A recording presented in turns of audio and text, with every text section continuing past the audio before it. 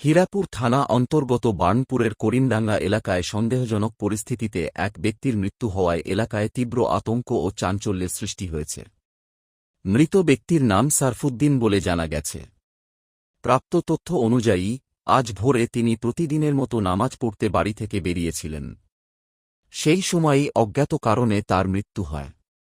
ঘটনার খবর পেয়ে হীরাপুর থানার পুলিশ দ্রুত ঘটনাস্থলে পৌঁছে মৃতদেহ উদ্ধার করে ময়নাতদন্তের জন্য জেলা হাসপাতালে পাঠায়। ঘটনাস্থল থেকে একটি ছুরি উদ্ধার হয়েছে বলে পুলিশ সূত্রে জানা গেছে। পুলিশ পুরো ঘটনার তদন্ত শুরু করেছে। তবে এই ঘটনাকে ঘিরে গোটা এলাকায় ভয়ের পরিবেশ তৈরি হয়েছে।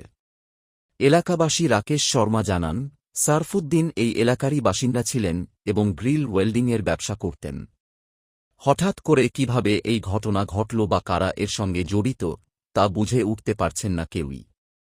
তিনি আরও বলেন, জীবনে এই এলাকায় এ ধরনের ঘটনা আগে কখনো ঘটেনি।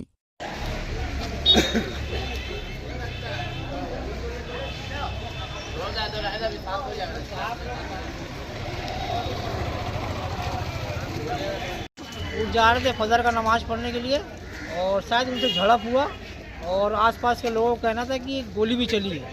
और उसी दरम्यान उनके परिवार के जो मोहल्ले के लोग हैं उन्होंने पहुँचे, तब तक उनको लेके आया गया हॉस्पिटल और यहाँ डॉक्टरों ने डेट क्लियर कर दिया। यही मामला हुआ, अभी तक यही मालूम चला हम लोग को है। परिवार के भी लोग यहाँ हैं, पाड़ा मोहल्ले के भी लोग हैं और उनके स्टाफ भी हैं। उनका नाम क्या था? उनका नाम MD सरफुद्दीन है। क्या करते थे? वो बिजनेसमैन है, उनका कारोबार है लोहा का, स्टील स्ट्रक्चर का। अच्छा, स्पॉट में